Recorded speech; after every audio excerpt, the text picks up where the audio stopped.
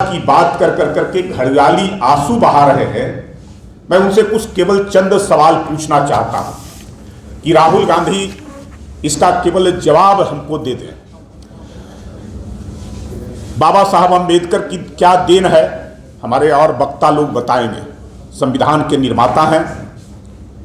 26 नवंबर 1949 को संविधान को उन्होंने समर्पित किया था और 26 जनवरी 1950 को संविधान को अंगीकार किया गया था, यानी कि उस दिन से संविधान को लागू किया गया था। उनके समर्पण का भी 75 वर्ष यानी कि अमृत वर्ष और संविधान को अंगीकार करने का भी 26 जनवरी को 75 वर्ष पूरे होंगे। मैं उनसे जानना चाहता हूं कि बाबा साहब जिनकी इतनी बड़ी देन रही है इस देश के संविधान के निर्माण के लिए, तो कांग्रेस पार्टी ने 1952 में और 1954 में चुनाव के दौरान बाबा साहब अम्बेडकर को हराने के लिए कम्युनिस्टों के साथ मिलकर रणनीति बनाई। कांग्रेस ने उनके खिलाफ उम्मीदवार दिए और प्रधानमंत्री जवाहरलाल नेहरू उनके खिलाफ प्रचार करने गए। उनको हराने के लिए 74,333 मतों को रद्द किया गया और अंतोगत्वा उनको चुनाव हारना पड़ा था।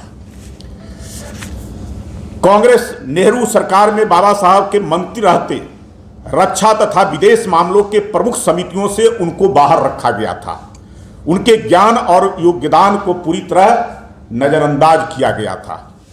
1953 में बनी बाबा साहब के अनुशंसा पर काका कालेलकर आयोग ने पिछड़े वर्गों के लिए आरक्षण की सिफारिश की थी, लेकिन नेहरू ने इसे खारिज कर दिया था। क्या इससे साफ जाहिर नहीं होता है कि सामाजिक असमानता को सुधारने के लिए कांग्रेस की कभी कोई मंशा नहीं रही है, जो बाबा साहब के संविधान निर्माण के विरुद्ध रहा है। नेहरू ने मुख्यमंत्रियों को लिखे पत्र में उन्होंने आरक्षण का विरोध किया और इसे प्रशासनिक अक्षमता का कारण बताया। नेहरू का यह रवैया हाशिए पर खड़े समुदायों के प्रति कांग्रेस का नफरत दिखाता है कि नहीं। इंदिरा गांधी ने मंडल आयोग की रिपोर्ट को लागू करने में आनाकानी किया, जिससे अन्य पिछड़े वर्गों को लंबे समय तक आरक्षण से वंचित रहना पड़ा और वह मंडल आयोग की सिफारिश लागू 1990 में वीपी सिंह की सरकार, जब भारतीय जनता पार्टी उस सरकार में शामिल थी, तब किया गया। राजीव गांधी ने मंडल आयोग की सिफारिश का विरोध किया। दलितों आदिवासियों को दिए आरक्षण को खत्म करने का समर्थन करते हुए उन्होंने विज्ञापन प्रकाशित किए। 1985 में राजीव गांधी ने अनुसूचित जाति को दिए आरक्षण को मूर्खों को प्रोत्साहन देने जैसा बताया। क्या यह दलितों तथा पिछड़ों के प्रति कांग्रेस का नफरत नहीं दर्शाता है? बाबा साहब डॉक्टर भीमराव अंबेडकर ने हिंदू कोड बिल का मसौदा तैयार किया था, जो महिलाओं को सशक्त बनाने के लिए एक प्रगतिशील कानून था, लेकिन कांग्रेस ने इस बिल को पास नहीं किया, जिस वजह से बाबा साहब ने 1951 में नेहरू कैबिनेट से इस्तीफा दे दिया था। बाबा साहब के 1956 में निधन के उपरांत उनका अंतिम संस्कार दिल्ली में नहीं करने की अनुमति नहीं दी गई। उनके अंतिम संस्कार दिल्ली में करने की अनुमति नहीं दी गई और उनके कोई दिल्ली के अंदर में स्मारक नहीं बनाए गए, जबकि नेहरू परिवार के अन्य सदस्यों के लिए 50-50 एकड़ का वहां स्मारक का निर्माण दिल्ली के अंदर में किया गया। 1956 में उनका निधन होता है। उनके निधन के उपरांत देश हित में किए गए योगदान को नकारते हुए कांग्रेस ने उनका भारत का जो सर्वोच्च नागरिक पुरस्कार होता है भारत रत्न, उसको कांग्रेस सरकार ने नहीं दिया। 1990 में भाजपा समर्थित सरकार ने भारत रत्न का सम्मान दिया, जबकि जवाहरलाल नेहरू को और इंदिरा गांधी को जीवित रहते यह सम्मान मिला था। राजीव गांधी के निधन के 20 दिनों के अंदर ही भारत रत्न का सम्मान दिया गया था। आपातकाल के दौरान सरकार में 42वां संशोधन प्रस्तावना में संशोधन कर संविधान की आत्मा पर प्रहार करते हुए मौलिक अधिकारों को सीमित कर दिया, न्यायपालिका की स्वतंत्रता को कमजोर किया तथा कार्यपालिका में सत्ता का केंद्रीकरण किया, जो भारतीय लोकतंत्र के एक काला अध्याय था। भारतीय संविधान में अब तक 106 संशोधन किए गए हैं। जो संविधान बचाने की बात राहुल गांधी करते हैं, जिसमें 75 संशोधन केवल कांग्रेस की सरकार ने किए हैं और 9 संशोधन जनता सरकार में, अटल जी के सरकार में 14 संशोधन और मोदी जी के नेतृत्व में भाजपा सरकार में केवल 8 संशोधन हुए हैं, जो द्विदलीय सहमति से सामाजिक न्याय, आर्थिक और समावेशी विकास को मजबूत करने पर केंद्रित है। क्या यह सच नहीं है कि बाबा साहब की देन संविधान निर्माण में रहा, उसके बावजूद संसद के कक्ष में उनका तैल चित्र कांग्रेस की सरकार रहते नहीं लगाया गया? उनका तैल चित्र संसद के कक्ष में अटल जी के प्रयास से उनके नेतृत्व में लगाया गया। मैं राहुल गांधी से केवल इतना मैं उनसे जानना चाहता हूं कि आप संविधान बचाने की बात करते हैं तो इन प्रश्नों का आप जवाब दे दीजिए कि बाबा साहब के खिलाफ आपने जो अन्याय किया, जो उपेक्षा की, ये उपेक्षा बाबा साहब की नहीं थी, देश का उपेक्षा था। और ये उपेक्षा नहीं, मैं कहूँगा कि कांग्रेस की सरकार, गांधी नेहरू जो परिवार है, वो पूरी तरह से बाबा साहब को नकार कर करके पाप करने का काम किया था। मैं उनसे आग्रह करना चाहता हूँ कि अभी कुंभ का मेला लगा है, ये बड़ा संयोग है कि 144 साल के बाद उस प्रकार का संयोग लगा है। राजीव गांधी के परिवार, राहुल गांधी के परिवार ने जो पाप किए हैं, आप जाकर करके उस कुंभ के मेले में जो अमृत वर्ष के रूप में भी, अमृत स्नान के रूप में भी जो है हो रहे हैं, उस अमृत स्नान में डुबकी लगा कर करके अपने पापों का प्रायश्चित करें और देश के लोगों से माफी मांगने का करें। तब हो सकता है कि देश की जनता आपको माफ करेगी कि नहीं करेगी, इस पर प्रश्न है। और जैसा कि संविधान गौरव अभियान हम सब लोग पूरे देश के अखिल भारतीय स्तर पर चल रहा है, जिसके बारे में जैसे आगे अपने गुरु प्रकाश पासवान जी बात करेंगे आपसे। अब मैं माननीय प्रदेश महामंत्री श्री सीवेश राम जी से आग्रह करता हूं इस प्रेस वार्ता को संबोधित करें। माननीय सीवेश राम जी। आज हमारे साथ पार्टी के हमारे वरिष्ठ नेता, पूर्व विधायक, पार्टी के प्रवक्ता श्री प्रेम रंजन पटेल जी, हमारे साथ पार्टी के हमारे भाई, पार्टी बिहार प्रदेश के मंत्री, राष्ट्रीय प्रवक्ता श्री गुरु प्रकाश जी, हमारे वरिष्ठ नेता प्रबन चंद्रवंशी जी जो आज विधान परिषद के सदस्य हैं, अनामिका पासवान जी, सुबोध पासवान जी, अमित प्रकाश जी, यहाँ बैठे हुए सभी हमारे मीडिया के बंधुओं को मैं प्रणाम करता हूँ। बहुत विस्तार से प्रेम रंजन पटेल जी ने बताने का काम किया। मित्रों, मैं याद दिलाना चाहता हूँ खासकर मीडिया के माध्यम से कांग्रेस को और राहुल गांधी जी को, किस तरह से हमारे बाबा भीमराव अम्बेडकर को अपमानित किया गया नेहरू के ज़माने में, जब देश के प्रधानमंत्री नेहरू थे। और ये विषय को हम लोग बार बार उठाते हैं, लेकिन दुर्भाग्य से आज एक नैरेटिव बनाया जा रहा है कि भारतीय जनता पार्टी संविधान के खिलाफ है, जबकि इतिहास गवाह है कि जब देश में संविधान का निर्माण हुआ उसके साथ कौन खड़ा रहे। बिहार के राजेंद्र प्रसाद जी थे, अम्बेडकर जी थे, और राजेंद्र प्रसाद जी को भी अपमानित किया गया कि अंतिम समय पर उठाकर दिल्ली से पटना भेज दिया गया। और सभी जानते हैं उनको अस्थमा की बीमारी थी, किस तरह से उनको अपमानित किया। कांग्रेसियों का ये पुराना नीति रहा है। और अम्बेडकर जी जो सरकार थी, उस सरकार में मंत्री थे, और किस तरह से अपमानित करके उनको इस्तीफा देना पड़ा उस अपमान के कारण।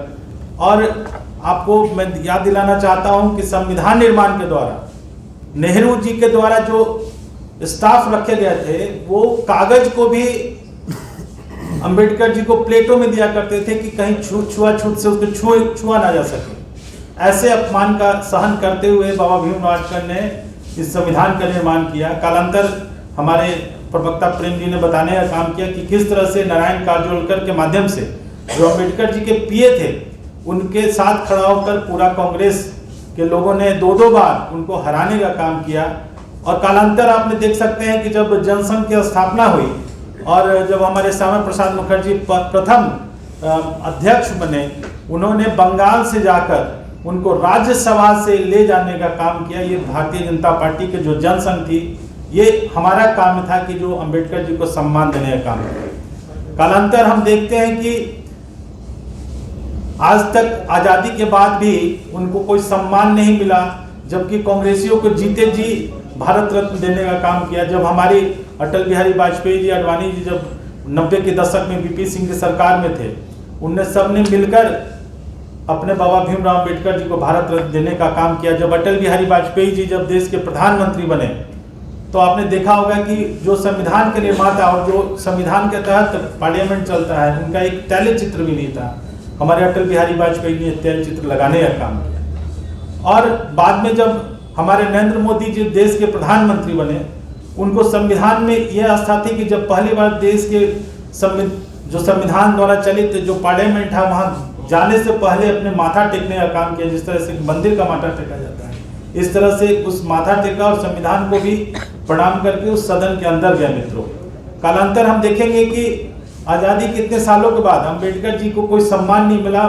जो नरेंद्र मोदी जी ने पंच तीर्थ का निर्माण किया, जहां उनका जन्मभूमि थी महू में अंबेडकर जी का, वहां उनका एक भव्य मंदिर और आस्था का केंद्र स्थापित किया।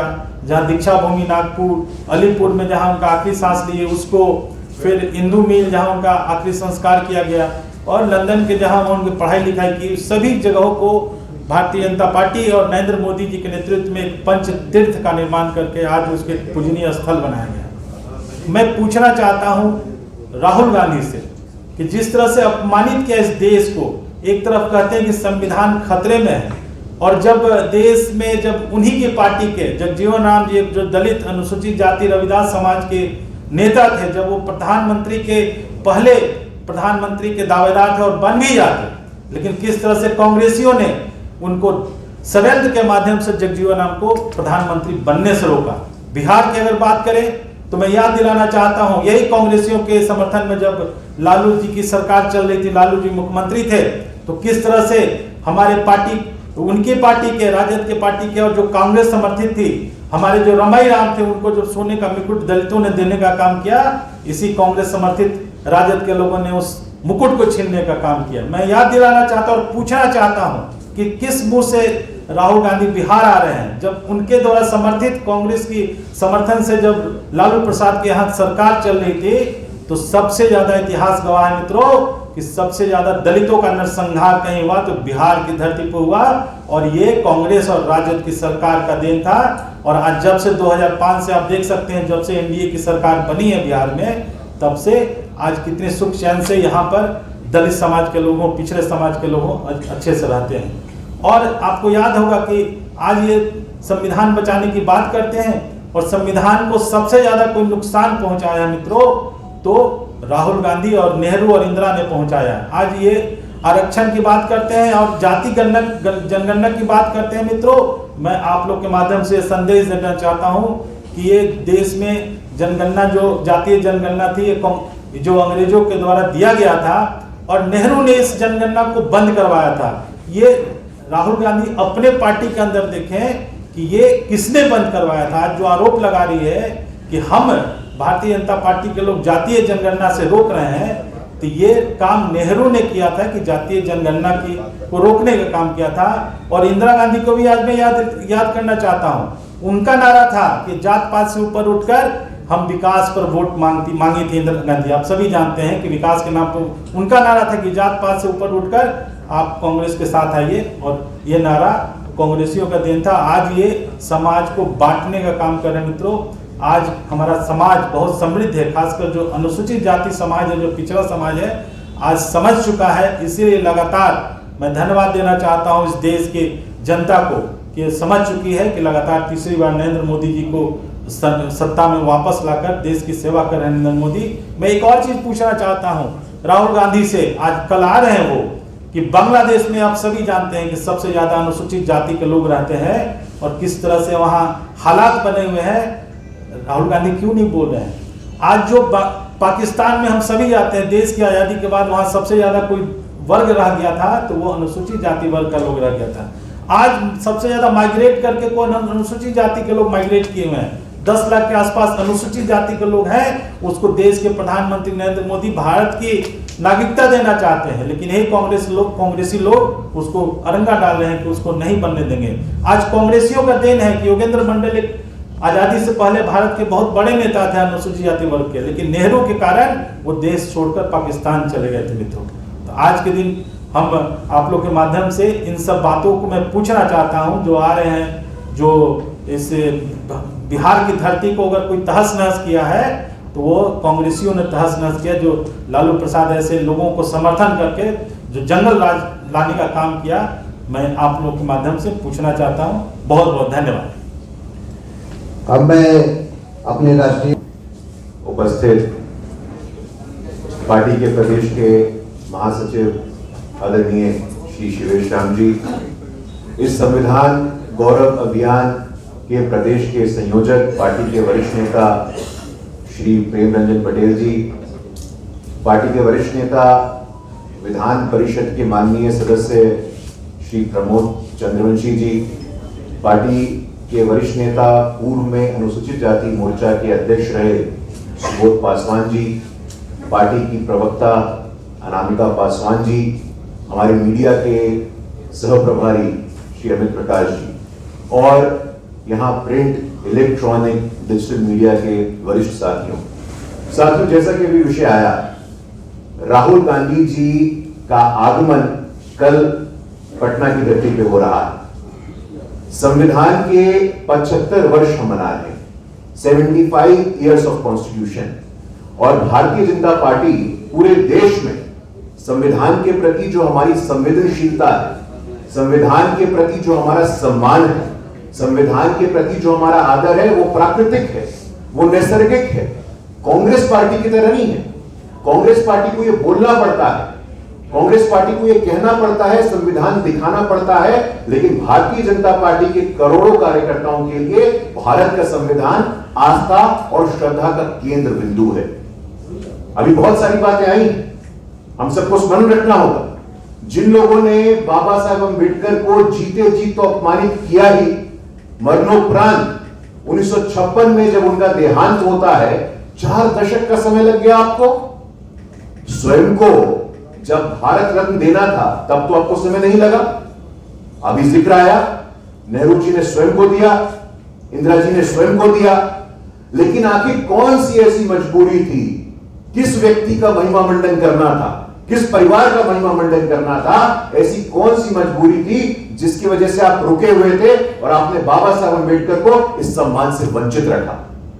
आखिरकार 4 दशक बाद उनके देहांत के केंद्र में गैर कांग्रेस की सरकार बनती है, और उस गैर कांग्रेस की सरकार को भारतीय जनता पार्टी का समर्थन प्राप्त होता है, और उस सरकार के द्वारा बाबा साहब अम्बेडकर को भारत रत्न से सम्मानित किया जाता है। साथियों, में समझने की आवश्यकता है, आज राहुल गांधी जी और उनकी कांग्रेस पार्टी जो कह रही है कि सामाजिक न्याय, संविधान और बाबा साहब अम्बेडकर के विचारों के ऊपर, उनकी विरासत के ऊपर उनकी ठेकेदारी है, ऐसा कतई नहीं है।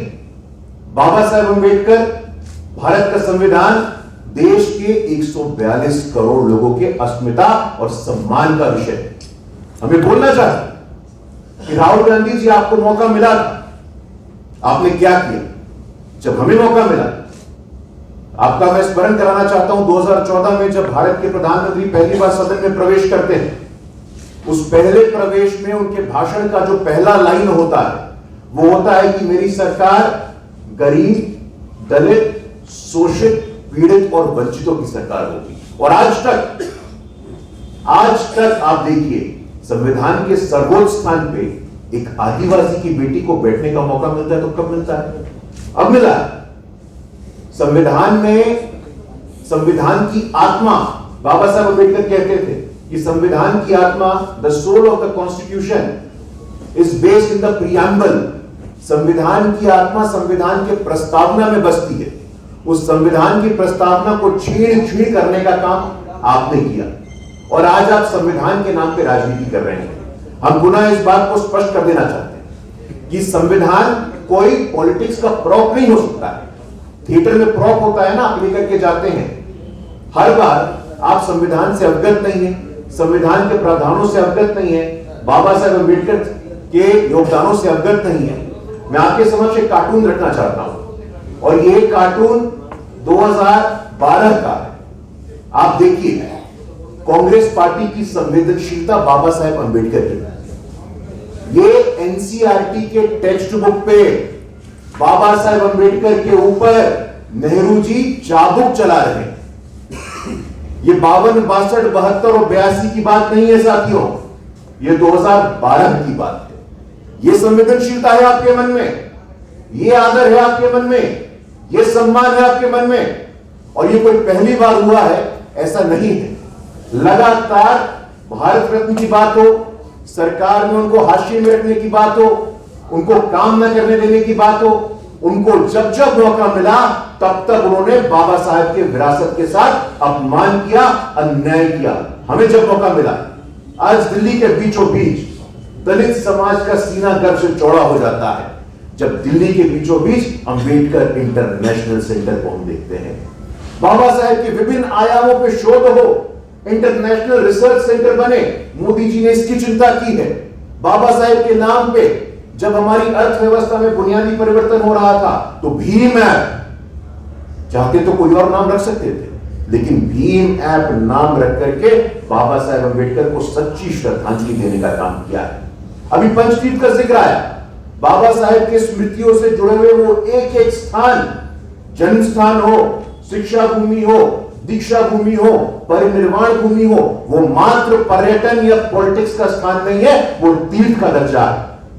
हमारे यहां 4 धाम होता है, उसी तर्ज पे बाबा साहेब अम्बेडकर की स्मृतियों से जुड़े हुए एक एक स्थान को पंचतीर्थ बनाने का काम किया है। सिर्फ भारत में नहीं, लंदन में जहां बाबा साहेब अम्बेडकर ने पढ़ाई की थी, उस स्थान को भी लंदन में सरकार जो हमारी महाराष्ट्र में थी, उस भूमि को खरीदा, उस परिसर को खरीदा, और आज हम वहां जाते हैं तो हमारा सम्मान से सीना चौड़ा हो रहा है। साथियों, में समझने की आवश्यकता है, राहुल गांधी जी को जवाब देना पड़ेगा।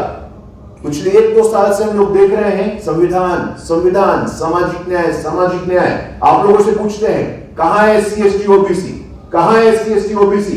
हम आपसे पूछना चाहते हैं राहुल गांधी जी, आपकी इतनी प्रांतों में सरकार है, कहां है SC ST OBC? कितने मुख्यमंत्री हैं SC ST OBC? हमसे पूछिए, बताने को तैयार। उड़ीसा में मौका मिला, पहली बार आदिवासी समाज का मुख्यमंत्री बना। छत्तीसगढ़ में आदिवासी समाज का मुख्यमंत्री बना। मध्य प्रदेश में दलित समाज का उप मुख्यमंत्री बना। राजस्थान में दलित समाज का उप मुख्यमंत्री बनता है तो भारतीय जनता पार्टी के कार्यकाल में होता है। We walk the talk. हम सिर्फ भाषण देने में और वाणी में मधुरता रखने में विचार नहीं रखते, हम करने में विश्वास रखते हैं। द्रौपदी मुर्मू जी से लेकर के पहली बार, इतना लंबा समय बीत गया राहुल गांधी जी, बाबा साहेब अम्बेडकर केंद्र में कानून मंत्री थे, उनके बाद कोई बना ही नहीं था दलित समाज का व्यक्ति केंद्र में कानून मंत्री। वो तो भला हो मोदी जी का, भारतीय जनता पार्टी की सरकार का, कि बाबा साहेब के बाद पहली बार कोई दलित समाज का व्यक्ति केंद्र में कानून मंत्री बनता है तो अर्जुन राम मेघवाल जी बनते हैं। साथियों, ये वही कांग्रेस के लोग हैं जिन्होंने मुंबई के दादर में 1946 में बाबा साहेब के प्रेस में आग लगा दिया था। तो एक तरफ वो लोग हैं जो प्रेस में आग लगाते हैं, उनकी बहुत सारा साहित्य, उनका बहिष्कृत, हितकारणी, मूक नायक सब जल के राख हो गया, और मोदी जी को मौका मिला तो बाबा साहेब के साहित्यों का डिजिटाइजेशन हुआ, सबको उपलब्ध कराया गया। हमें इस बात को स्मरण रखना है, भूलना नहीं है कि कांग्रेस पार्टी का डीएनए दलित विरोधी है, आरक्षण विरोधी है, सामाजिक न्याय विरोधी है, संविधान विरोधी है। 1962 में नेहरू ये चिट्ठी लिखते हैं, मुख्यमंत्रियों को पत्र लिख करके कहते हैं, I oppose reservation of any kind. मैं किसी प्रकार के आरक्षण का विरोध करता हूं। Reservation produces second class officer, दोयम दर्जे के अधिकारी आरक्षण से निकल के आते हैं। क्या यह संवेदनशीलता है? राजीव गांधी 1990 में सदन के पटल पे कहते हैं कि मंडल कमीशन की सिफारिशें लागू हो गई तो देश में गृह युद्ध हो जाएगा, सिविल वॉर हो जाएगा। राहुल गांधी जी देखिए, निरंतरता है। 62 में परनाना बोल रहे हैं, 90 में पिता बोल रहे हैं, और पिछले साल राहुल गांधी जी विदेश की धरती पर जाते हैं और कहते हैं आरक्षण समाप्त कर देंगे। राहुल गांधी जी, आप क्या, आपका पूरा सिस्टम, आपकी पूरी पार्टी आरक्षण को हाथ तक नहीं लगा सकती है जब तक भारतीय जनता पार्टी की सरकार है, जब तक नरेंद्र मोदी जी हैं, तब तक आरक्षण को कुपित दृष्टि से देखने का साहस भी आप नहीं कर सकते। तो साथियों, राहुल गांधी जी आज जरूर रहे हैं बिहार की भूमि पे राजनीतिकरण करने के लिए, संविधान जो कि आस्था श्रद्धा का केंद्र है उसका पॉलिटिसाइजेशन करने के लिए, और उन लोगों के साथ बैठ रहे हैं जिन्होंने सामाजिक न्याय के नाम पे सिर्फ अन्याय, अपमान और अत्याचार किया है। इसलिए कल आप आए लोकतंत्र की जननी की भूमि पे तो ये स्पष्टीकरण देने का भी काम करें। आप सबका बहुत बहुत आभार और धन्यवाद। नमस्कार। 5 दिन कार्यक्रम भी आप लोग करने वाले हैं, उसमें चर्चा है कि कई बड़े नेता देखिए, जो हमारा कार्यक्रम है ये 25 तक चलेगा और उस कार्यक्रम के तहत सभी जिला मुख्यालय पर गोष्ठी, सभा, बुद्धिजीवी सम्मेलन होंगे। सभी मंडलों में इस प्रकार के जो ऐसे गोष्ठी, सभा और चौपाल लगेंगे। उसके बाद सभी बूथों पर 25 तारीख को प्रस्तावना का वाचन होगा और लोग संकल्प लेंगे इस संविधान को सशक्त और मजबूत बनाने का। इसके अलावा जो हमारे कल्याण छात्रावास हैं, उस कल्याण छात्रावास में भी हमारे सभी कल्याण छात्रावास में कार्यक्रम होंगे। उसी प्रकार से 19 तारीख को कस्तूरबा विद्यालय पूरे राज्य में सभी प्रखंडों में है, उसमें भाषण प्रतियोगिता, क्विज प्रतियोगिता, रंगोली प्रतियोगिता, ऐसा जो ऐसे बाबा साहब भीमराव अंबेडकर जी की जीवनी को लेते हुए और इस कार्यक्रम को हम लोगों ने रखा है। उसके अलावा 25 तारीख को युवा मोर्चा के माध्यम से सभी जिलों के अंदर में क्विज प्रतियोगिता का आयोजन बाबा साहब भीमराव अंबेडकर को लेकर के रखा गया है। जहां तक आपने कहा कि सभा, 5 बड़ी हमारी सभाएं होगी, भागलपुर, मुजफ्फरपुर, दरभंगा, गया और पटना। उसके अलावा सभी जिला मुख्यालय पर हमारे कार्यक्रम होंगे। लेकिन ये 5 बड़ी सभाएं होनी है। कौन नेता उस कार्यक्रम में जाएंगे ये अभी तय नहीं हुआ है। तिथि और हम नेता का नाम बाद में आपको बताएंगे। अमित शाह और राजनाथ सिंह के आने की भी सूचना मिल रही है। देखिए, अभी कार्यक्रम जो है सिर्फ किन्हीं का कोई फाइनल कार्यक्रम नहीं मिला है। जैसे ही हम लोगों को जो है वो कार्यक्रम मिलेगा तो आपको हम बताने का काम करेंगे।